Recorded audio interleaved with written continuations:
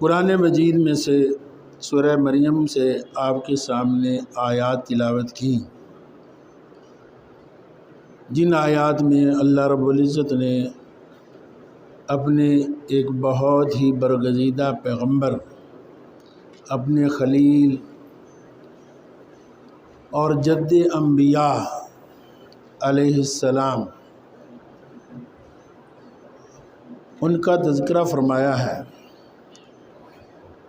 یہ ذی قعدہ کا مہینہ ہے، ذی الحجہ کا آئندہ چاند جو آئے گا وہ ذی الحجہ کا چاند ہوگا۔ حضرت ابراہیم علیہ السلام جو سب سے پہلی بات ہے وہ اللہ کی قدرت کی یہ بات ہے کہ اللہ کے متعلق قرآن مجید نے فرمایا کہ اللہ رب العزت قُلِ اللَّهُمَّ مَالِكَ الْمُلْكِ تُؤْتِي الْمُلْكَ مَن تَشَاءُ وَتَنزِعُ الْمُلْكَ مِمَّن تَشَاءُ وَتُعِزُّ مَن تَشَاءُ وَتُذِلُّ مَن تَشَاءُ بِيَدِكَ الْخَيْرُ تُولِجُ اللَّيْلَ فِي النَّهَارِ وَتُولِجُ النَّهَارَ فِي اللَّيْلِ تُخْرِجُ الْحَيَّ مِنَ الْمَيِّتِ وَتُخْرِجُ الْمَيِّتَ مِنَ الْحَيِّ، کہ اللہ رب العزت وہ ذات ہے جو دن سے رات کو نکالتی ہے، رات سے دن کو لاتی ہے، مردے سے زندے کو نکالتی ہے، زندہ سے مردے کو نکالتی ہے۔ اور اس تشریح میں علماء جہاں اور باتیں فرمائی ہیں، جیسے کہ مرغی سے انڈا نکالا، انڈے سے مرغی نکالی، تو وہاں یہ بھی فرمایا کہ جاہل سے عالم کو پیدا کرتا ہے، عالم سے جاہل کو پیدا کرتا ہے۔ اور آزر کے گھر میں جو بت تراش ہے، بت بنانے والا ہے، اس کے گھر میں حضرت ابراہیم علیہ السلام جو بت توڑنے والے ہیں اس کو پیدا کر دیتا ہے، اور نوح علیہ السلام کے گھر میں اس کا بیٹا جو نافرمان ہے اس کو پیدا کر دیتا ہے۔ تو یہ اللہ کی قدرت ہے۔ ایک تو یہ بات کہ اللہ رب العزت نے آزر جو بت تراش تھا اس کے گھر میں حضرت ابراہیم علیہ السلام کو پیدا کیا۔ پھر دوسری بات، ابراہیم علیہ السلام کے قرآن میں جتنی عزت و عظمت آئی ہے کسی اور پیغمبر کی نہیں۔ ہاں، جو حضرت محمد الرسول اللہ صلی اللہ علیہ وسلم کا مرتبہ مقام ہے وہ تو سب انبیاء پر تسلیم شدہ ہے، لیکن حضرت محمد الرسول اللہ صلی اللہ علیہ وسلم بھی آپ ہی کی اولاد میں سے نبی ہیں، اور آپ کی اولاد میں سے حضرت ابراہیم علیہ السلام کے بعد جتنے بھی نبی آئے انہی کی اولاد میں سے آئے ہیں۔ اور بنی اسرائیل کے جتنے نبی ہیں، اسحاق علیہ السلام آپ کے بیٹے ہیں، اسحاق علیہ السلام کے یعقوب علیہ السلام بیٹے ہیں، اور ان دو کی بشارت بھی اکٹھی اللہ رب العزت نے آپ کو عطا فرمائی۔ قرآن مجید میں جس کا تذکرہ موجود ہے کہ اسحاق کے ساتھ ہی یعقوب علیہ السلام جو اسحاق کا بیٹا تھا اور حضرت ابراہیم علیہ السلام کا پوتا تھا، وہ خوشخبری دے دی کہ تمہاری، کیونکہ 100 سال سے زیادہ عمر میں حضرت اسحاق علیہ السلام پیدا ہوتے ہیں، اور 90 سال کی عمر جب تھی تو اس وقت، یا 80 سال کی عمر، اس وقت حضرت اسماعیل علیہ السلام پیدا ہوئے تھے، اور اس عمر میں بیٹے کے ساتھ اس کی نسل کے جاری ہونے کی خوشخبری بھی دے دی، اور پھر اس قدر نسل کو جاری کیا کہ سارے پیغمبر بڑے بڑے مرتبے والے، حضرت سلیمان علیہ السلام، داود علیہ السلام، حضرت موسیٰ علیہ السلام، سارے اسی بنی اسرائیل کے پیغمبر ہوئے۔ اور حضرت اسماعیل علیہ السلام کی اولاد میں سے اور انہی کی اولاد میں سے حضرت ابراہیم علیہ السلام کی اولاد میں سے اللہ رب العزت نے آخری پیغمبر جو قیامت تک کے لیے نبوت لے کر آئے حضرت محمد رسول اللہ صلی اللہ علیہ وسلم کو پیدا فرمایا۔ اللہم صلی علی محمد وعلی آل محمد۔ اللہ اکبر۔ تو یہ مرتبہ مقام ملنے کی جو سب سے بڑی وجہ تھی، آپ صلی اللہ علیہ وسلم نے فرمایا کہ ایمان کا کامل درجہ یہ ہے کہ جب کوئی برائی دیکھی جائے اس کو ہاتھ سے روک دیا جائے، طاقت سے روک دیا جائے، اور اگر یہ جرت نہ ہو پھر زبان سے اس کی مذمت کی جائے، اس کا تدارک کیا جائے، اگر یہ بھی طاقت نہ ہو پھر دل سے اس کو برا جانا جائے، لیکن اس سے کم ایمان کا درجہ نہیں ہے، اس سے کم درجہ نہیں ہے۔ اور حضرت ابراہیم علیہ السلام انہوں نے جب دیکھا کہ میرا باپ بت بناتا ہے، خود ہی انہیں بناتا ہے، خود ہی انہیں تیار کرتا ہے، پھر خود ہی ان سے امیدیں وابستہ کر لیتا ہے، تو پہلے تو سب سے پہلے اپنے باپ کو سمجھانے کی کوشش کی اور تبلیغ کا اصول بتا دیا کہ سب سے پہلے گھر میں سے تبلیغ شروع ہوتی ہے۔ بیٹے ہونے کے ناطے سے باپ کو سمجھانے کا انداز بھی کیا پیارا تھا، اور اس کو کس طریقے سے بیان کیا اللہ رب العزت نے۔ وَاذْكُرْ فِي الْكِتَابِ ابراہیم، ابراہیم علیہ السلام کا ذرا کتاب میں ذکر کیجئے۔ إِنَّهُ كَانَ صِدِّيقًا نَبِيًّا، بے شک وہ نہایت سچے نبی تھے۔ إِذْ قَالَ لِأَبِيهِ يَا أَبَتِ لِمَ تَعْبُدُ مَا لَا يَسْمَعُ وَلَا يُبْصِرُ وَلَا يُغْنِي عَنْكَ شَيْئًا، اے میرے ابا جی، اے میرے ابا جان، نہایت ادب سے، کہ آپ کن کی عبادت کرتے ہیں جو نہ سنتے ہیں نہ دیکھتے ہیں نہ تمہارے کچھ بھی کام آ سکتے ہیں۔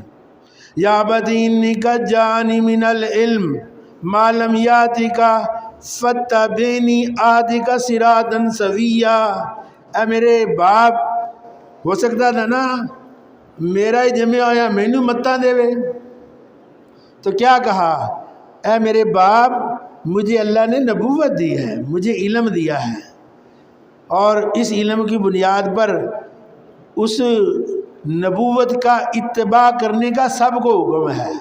میری اتباع کرو گے تو میں تمہیں سیدھے رستے پر، نجات کے رستے پر، کامیابی کے رستے پر لے کر چلوں گا۔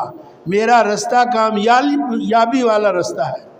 اہدنا الصراط المستقیم، اہدک صراطا سویا، میں سیدھے رستے کی طرف تیری رہنمائی کروں گا۔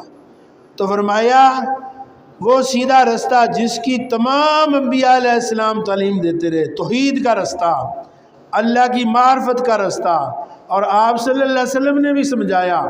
آپ نے تو ایک خط کھینچا، پھر اس کے گرد ادھر بھی 2 لکیریں ادھر بھی 2 لکیریں کھینچ دیں، اور کہا یہ جو سیدھا رستہ جا رہا ہے یہ شاہراہ مستقیم ہے، اور اس کے جو دائیں بائیں رستے ہیں نا یہ شیطانی رستے ہیں۔ یہ سیدھا رستہ قرآن و حدیث کا رستہ ہے، یہ انبیاء کا رستہ ہے، اور شروع سے اس کی تعلیم ہوئی۔ تو اللہ رب العزت نے سورہ یاسین میں بھی فرمایا، الم اعہد الیکم یا بنی آدم الا تعبدوا الشیطان انہ لکم عدو مبین وَأَنِ اعْبُدُونِی ھَذَا صِرَاطٌ مُسْتَقِیم، شیطان کے رستے پر نہ چلنا، شیطان کی میں کیا تم سے عہد نہیں لیا تھا کہ شیطان کی تابع داری نہ کرنا، میری عبادت کرنا، یہ صراط مستقیم ہے۔ تو حضرت موسیٰ علیہ السلام بھی اپنے باپ کو بتا رہے ہیں کہ اے ابا جی بتوں کو چھوڑ کر میری اتباع کرو، یہ صراط مستقیم ہے۔ یا ابت لا تعبد الشیطان ان الشیطان کان للرحمن عصیا، اے ابا جی شیطان کی تابع داری نہ کرو، شیطان رحمان کا نافرمان ہے۔ یا ابتی، اے ابا جی، انی اخاف ان یمسک عذاب من الرحمن فتکون للشیطان ولیا، مجھے ڈر ہے کہ شیطان کی دوستی تمہیں کہیں اللہ کے عذاب کا شکار نہ کر دے، تم اللہ کے عذاب کا شکار نہ ہو جاؤ، کیونکہ شیطان اللہ کا نافرمان ہے اور اس کو تم نے دوست بنا لیا ہے۔ تو تو باپ نے کیا جواب دیا؟ قال اراغب ان آلہتی قال اراغب انت ان آلہتی یا ابراہیم لئن لم تنتہی لارجمنک واہجرنی ملیا۔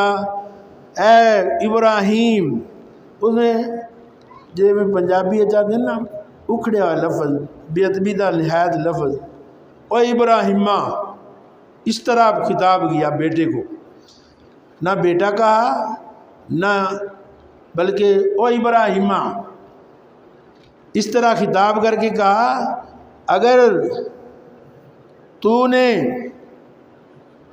میرے معبودوں کی ان سے اعراض کیا تو میں تمہیں کیا کروں گا؟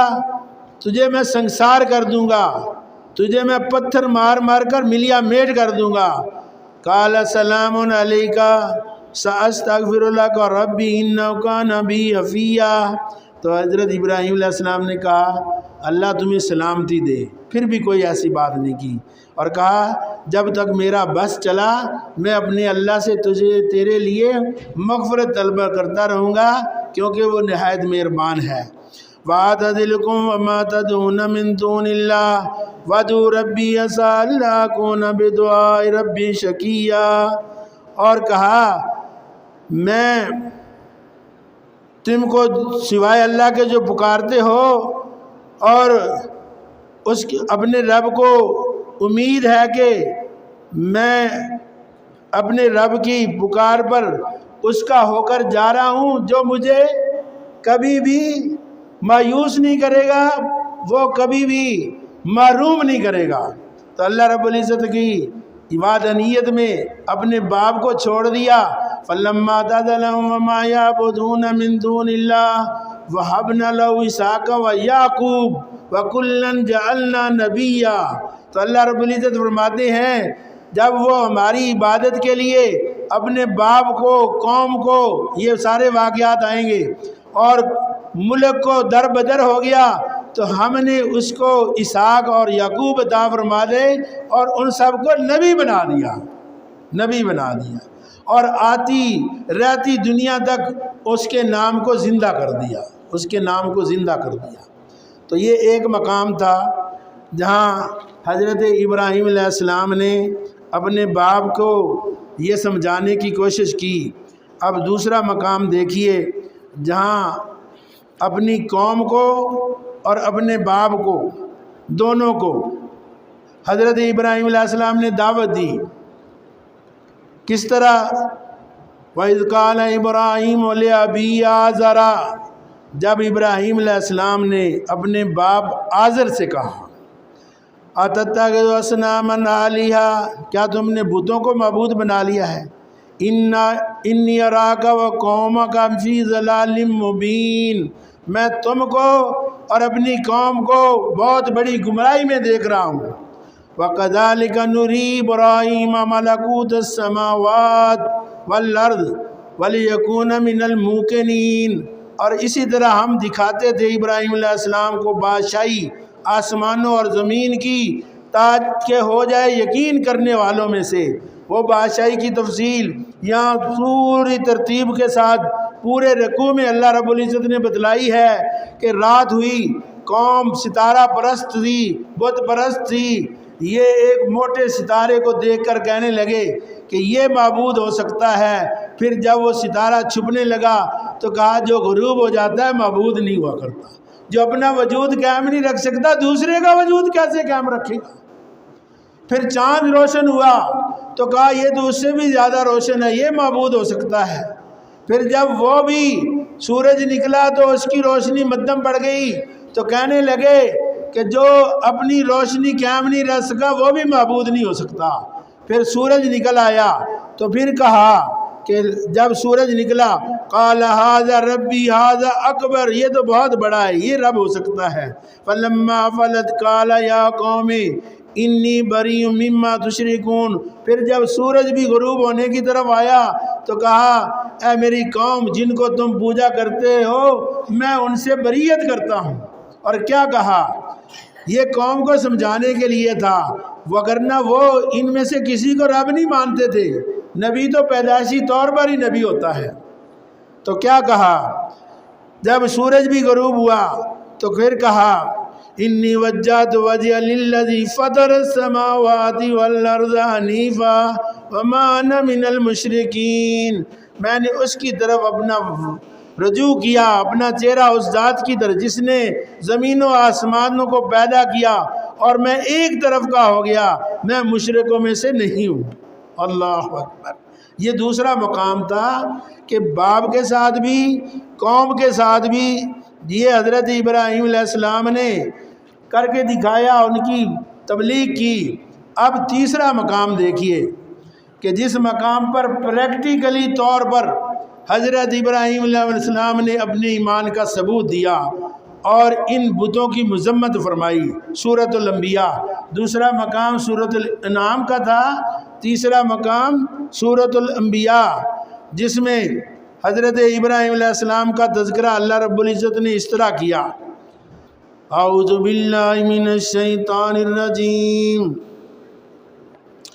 وَلَقَدْ آتَيْنَا إِبْرَاهِيمَ الرُّشْدَ مِنْ قَبْلُ وَكُنَّا بِهِ عَالِمِينَ۔ تحقیق ہم نے ابراہیم علیہ السلام کو ہدایت دی، اس سے پہلے ہم تھے اسے خوب جاننے والے۔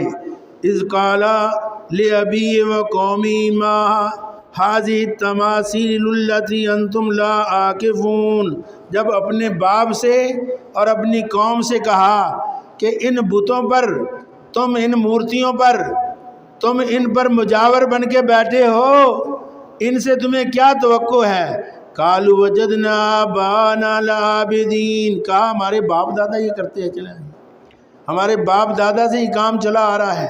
قال لقد کنتم انتم وآباؤکم فی ضلال مبین، کہا تمہارے باپ دادا بھی اور تم بھی سری گمراہی میں ہو۔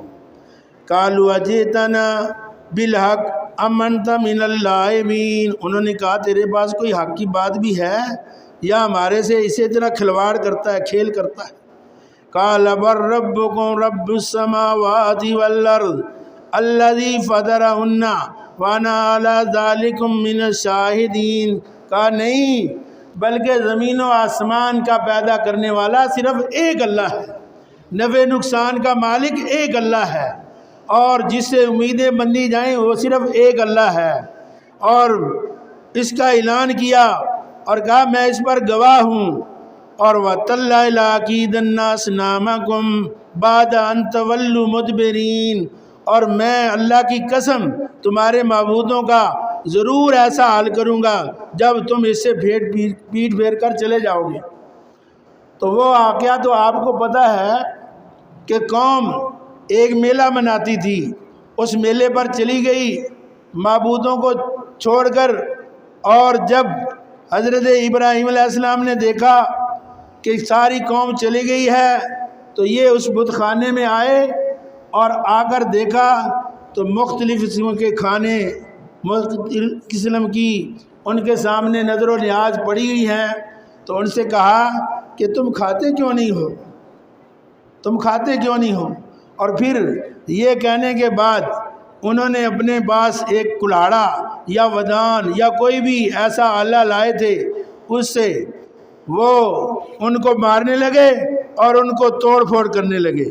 یہ عملی ثبوت دیا اپنے ایمان کا، یعنی ہاتھ کے ساتھ ان بتوں کو توڑ دیا، اور ان بتوں کو توڑنے کے بعد اپنا وہ آلہ تھا وہ سب سے بڑے بت کے کندھے پر رکھ دیا، اور جب یہ سارے واپس آئے تو واپس آ کر دیکھا تو معبود کسی کی ٹانگ ٹوٹی پڑی ہے، کسی کا کان ٹوٹا پڑا ہے، کوئی۔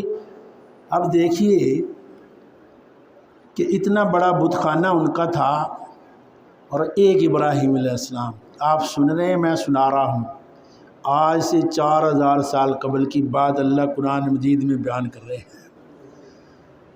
یہ مذاق کی بات نہیں ہے۔ تنے تنہا ہندوستان کا ماحول ہو، بمبئی شہر ہو، ان کا بڑا بت خانہ ہو، اس میں جا کر ایک آدمی سارے توڑ دے، اس کا کیا اثر ہوگا؟ اس کا کیا اثر ہوگا؟ تو انہوں نے توڑ دیے، آئے دیکھا ٹوٹے پڑے ہیں، ایک کوئی ہے ابراہیم، اس کو بلاؤ، اگر پڑھتے جائیں گے تو ٹائم نہیں ملے گا۔ تو کہا اسے بلاؤ، وہ ہمارے معبودوں کی مذمت کرتا ہے۔ آئے، کہا ان کو تم نے توڑا ہے؟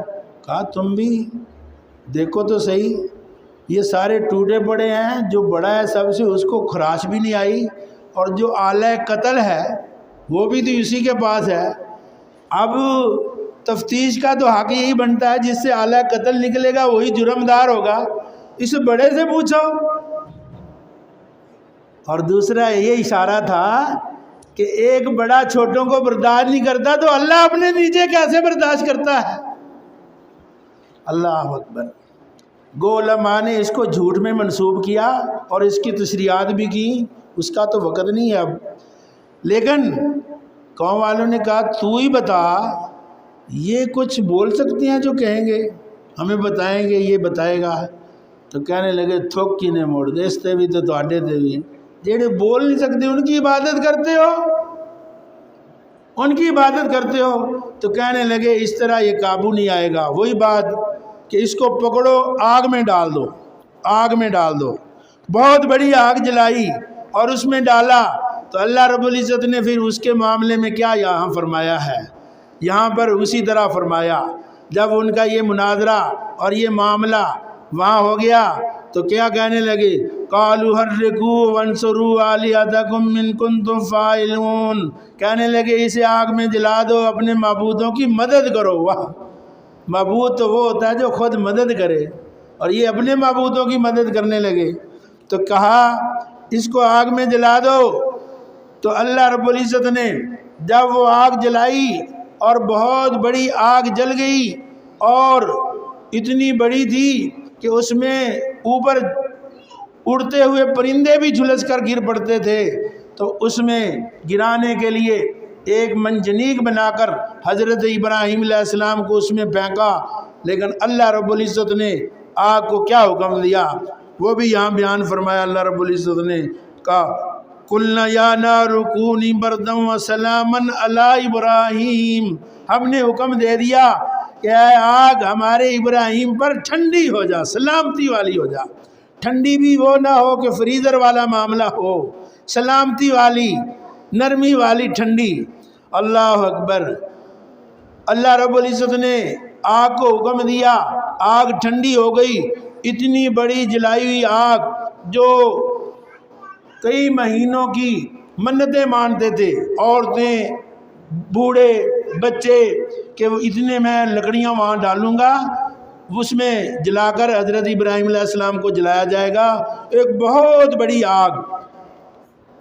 اور اس میں جب گرایا تو اللہ نے حکم دے کر آگ کو ٹھنڈا کر دیا، اور ابراہیم علیہ السلام کتنے دنوں کے بعد اس آگ میں سے زندہ سلامت نکل آئے، اور پھر ہجرت کر کے حضرت ابراہیم علیہ السلام ان سے مایوس ہو کر ان کے ایمان، لیکن دیکھو مشرک کی مت ہی ماری جاتی ہے کہ اتنا بڑا تردد بھی کیا، اور اس کو سارا کچھ کرنے کے باوجود بھی کوئی نقصان نہ پہنچا سکے، اور اس کے باوجود بھی ایمان کی دولت نصیب نہ ہوئی، ایمان نہ لا سکے۔ تو یہاں سے ہجرت کر کے حضرت ابراہیم علیہ السلام فلسطین کے علاقے میں آتے ہیں، اور ہجرت کے موقع پر ان کے ساتھ ان کا بھتیجا حضرت لوط علیہ السلام، میرا خیال دروازے کھول دوں تاکہ ایسی چلتے رہو، دروازے کھول دوں۔ تو حضرت ابراہیم علیہ السلام کے ساتھ ان کی بیوی سارہ اور ان کا بھتیجا لوط، اور یہ ہجرت کر کے چلے جاتے ہیں۔ تو اس کے بعد کیا واقعات بنتے ہیں اور آگے کا مضمون انشاءاللہ اگلے جمعۃ المبارک کو بیان ہوگا۔ اللہ رب العزت ہمیں اپنی صحیح توحید کی پہچان اور اس پر عمل کرنے کی توفیق نصیب فرمائے۔ وما علینا الا البلاغ۔